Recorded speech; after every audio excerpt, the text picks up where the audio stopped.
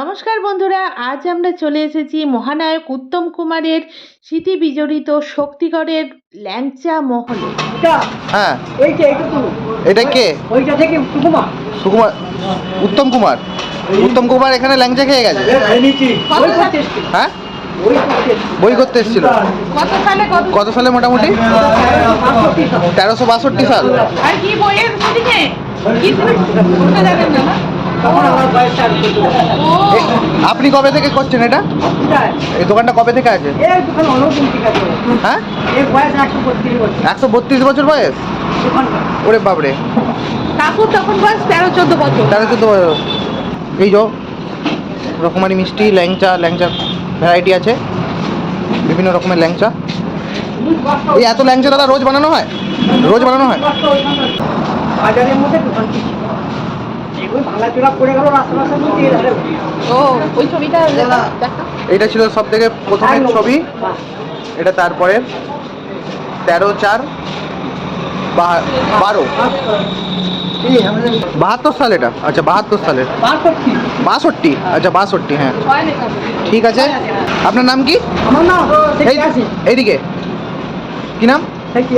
আচ্ছা ঠিক আছে, ধন্যবাদ কাকু।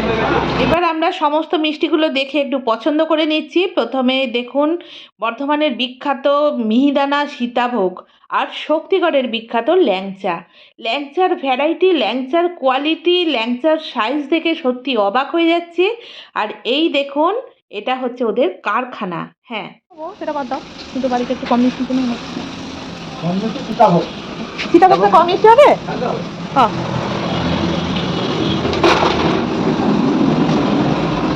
এগুলো সোনপাপড়ি তো? সোনপাপড়ি মিষ্টি। মিষ্টি পছন্দ করে ফেলেছি, প্যাকিং করতে অর্ডার দিয়ে দিয়েছি। এবার ল্যাংচা টেস্ট করছি।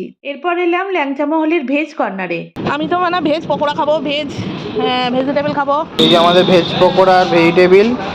এরপর বর্ধমানের বিখ্যাত মুড়ির ঝালমুড়ি খাওয়ার পালা। পেঁয়াজ দেবেন না, লঙ্কা দেবেন না, ঠিক আছে?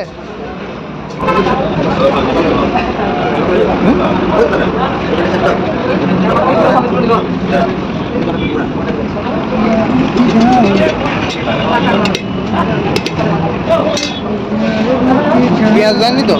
না, পেঁয়াজ লঙ্কা বাদ। সত্যি বন্ধুরা, মহানায়ক উত্তম কুমারের স্মৃতিবিজড়িত এই ল্যাংচা মহলে আজকে সন্ধ্যেতে এসে আমরা ভীষণ নস্টালজিক ফিল করলাম।